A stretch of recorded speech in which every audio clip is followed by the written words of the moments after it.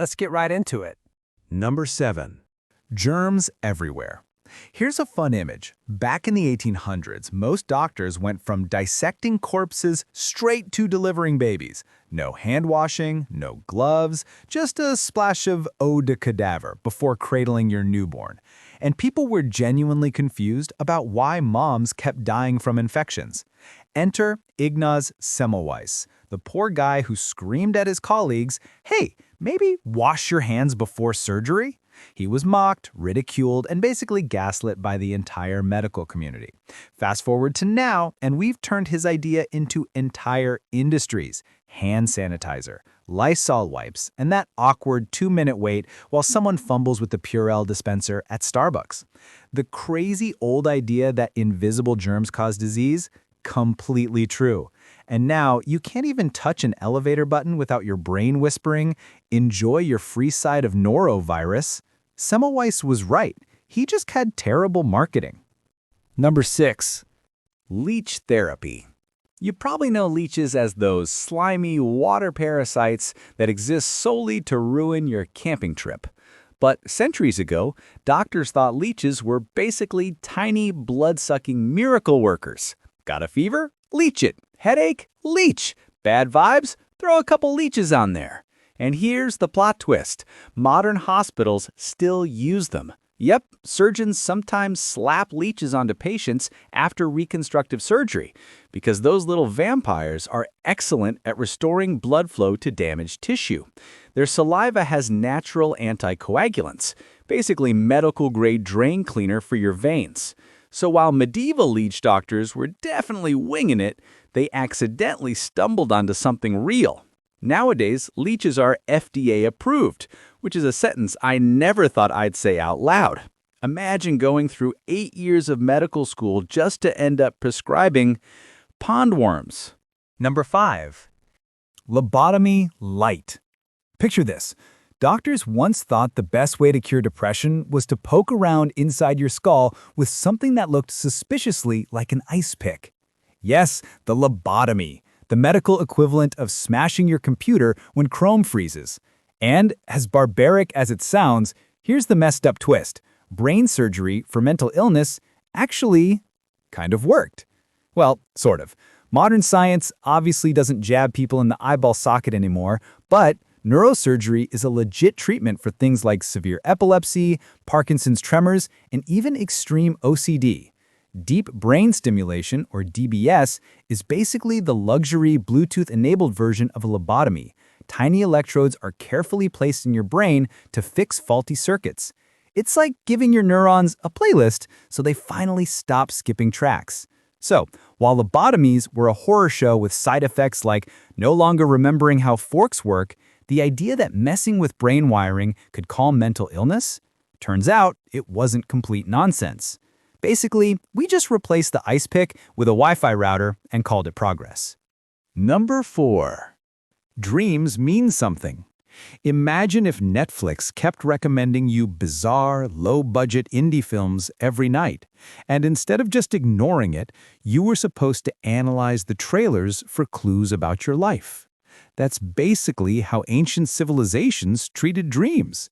Egyptians, Greeks, even Freud centuries later, all swore dreams were coded messages from the gods, your subconscious, or maybe just your dinner fighting back. Turns out, they weren't entirely wrong.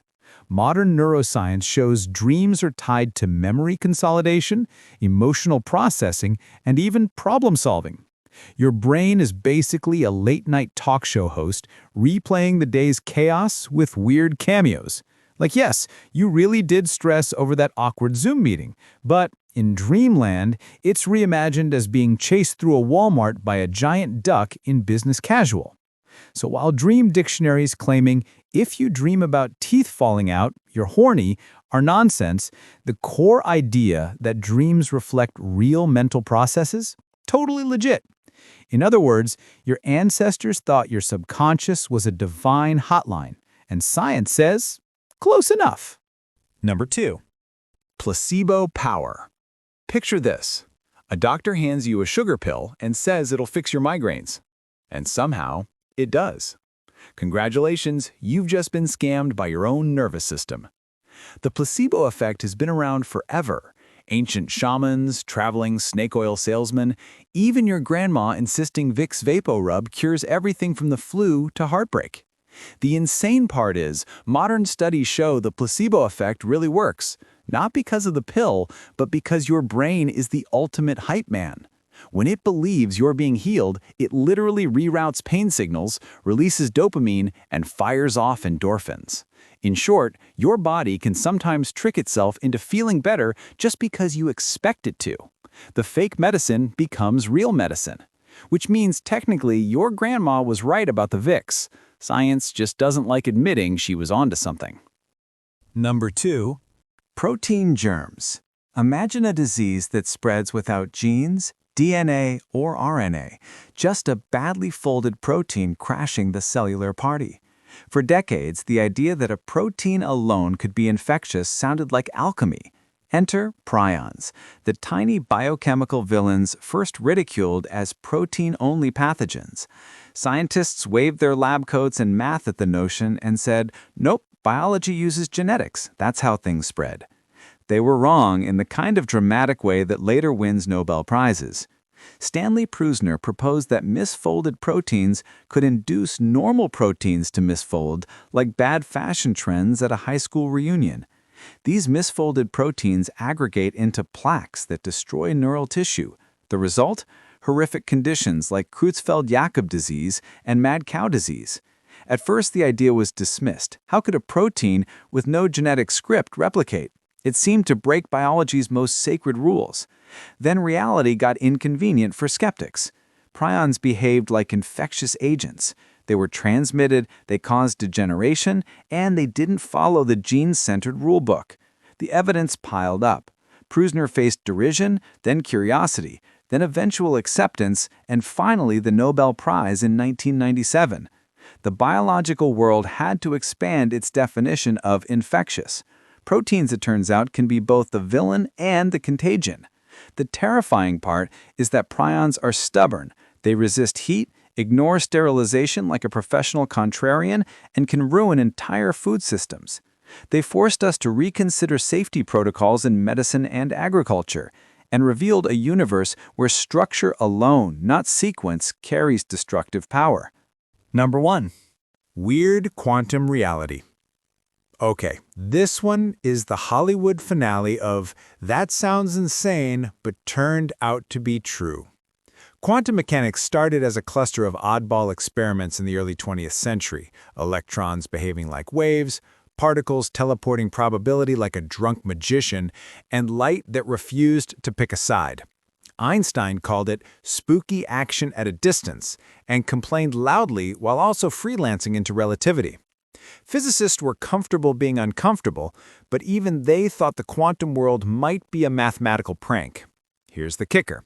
The strangest parts of quantum theory, entanglement, superposition, particles popping into existence, observers affecting outcomes, aren't just math, they're demonstrable. Bell's theorem and a century of experiments have shown that bits of reality are more connected than your family group chat. Two particles can share a state, such that measuring one instantly influences the other, even when separated by miles, which makes for terrible pen pals, but wonderful encryption. So the moral here is cosmic and humbling. The universe isn't obliged to make sense to you. The stranger the concept sounded in 1905, the more likely it was to show up inside the gadgets you angrily throw across the room when Netflix lags. Quantum mechanics took the crown because it taught scientists to respect the weird, listen to data, and occasionally rename their confusion progress. In short, reality is weirder than your conspiracy theory group, and that's a feature, not a bug. That's all for today. I'll be making similar videos in the future. Subscribe to see them.